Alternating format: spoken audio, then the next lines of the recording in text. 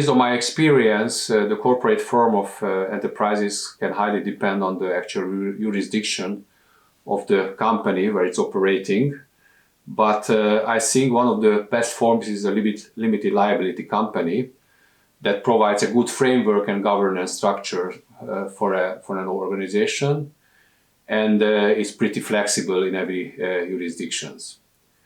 It can have an additional form, which is called non-profit limited liability company, depending on the jurisdiction, that can provide further benefits for the operation and especially collecting funds for the operation of the company.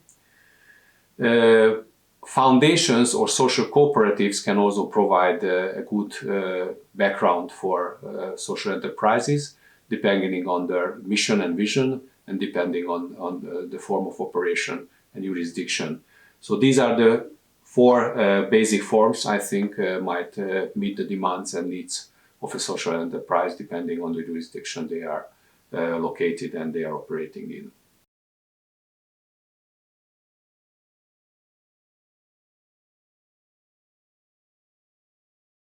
I would like to share with you a story of Peter Drucker, who was a leading figure in the field of management science. He once met some Fortune 500 company CEOs and asked a very, very simple question. What is the most important task of a leader? Develop a strategy, came one response. No, Drucker said. Resource allocation? No. Motivation? No. Staff development? No. The CEOs gave up. Okay, Peter, we are listening to you. What is it? Defining reality. It is extremely important in every organization to create an operating environment where the truth can be told and there is openness to facing the facts and opposite opinions. This is essential for all organizations. What does this mean in terms of a leadership attitude? First, leadership with questions and no answers. Even if we think we know the answer, it is always better to ask our colleagues about a problem, how they would solve it, because in many cases, these discussions would lead also a different decision on our behalf. So if the circumstances allow it, consult with your colleagues. Developing a culture of debate, everyone can have their say, irrelevant of their position in the organization. The third one is extremely important, autopsy without judgment. Our basic goal should be to find the problems, the cause of the problems, not the mistake, and learn from the case together. It could really be a learning process for the organization. Failure and learning, not finding the causer and doing judgment. And last but not least, it is also important to have a red light mechanism in the organization. It means every organization should have an information that cannot be ignored.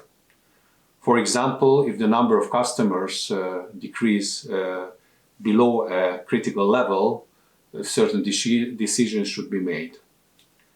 The biggest risk is not seeing reality well, which means that we don't understand our strengths and weaknesses, and we don't see the opportunities and threats around us. This always results in a bad decision and misconceptions.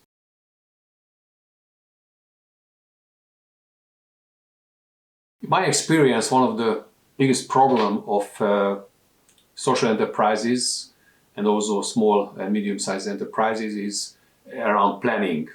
They don't really understand the importance and process of planning.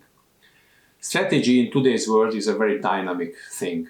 We are having an ever-changing world where we have to adapt our organization day by day to the different challenges we are facing.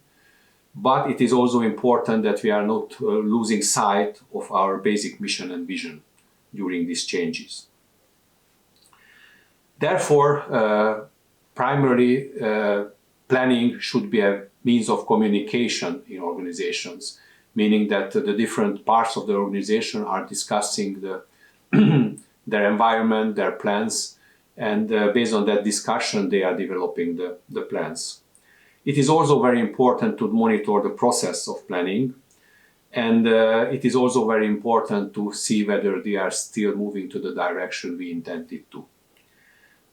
Just a very plain example, if an airplane starts leaving from America and shortly after the departure it deviates 1 degree from its original direction, it might arrive several hundred miles away from its original distance in Europe, unless it makes a correction. Therefore, it's really important to understand that even a very small change can lead us to a different direction. If it's intentional, that's fine, but if it's not intentional, that's a problem.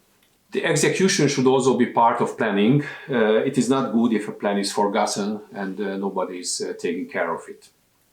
Therefore, planning is a team effort. It is extremely important to involve our colleagues in the whole process of planning, including execution.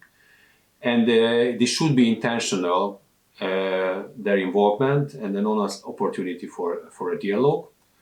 In this case, their commitment for the plan and the execution must be much higher than normally. Last but not least, I would also like to mention the power of focus. At the same time, in addition to daily operations, do not set more than 1 or 2 strategically important goals or objectives.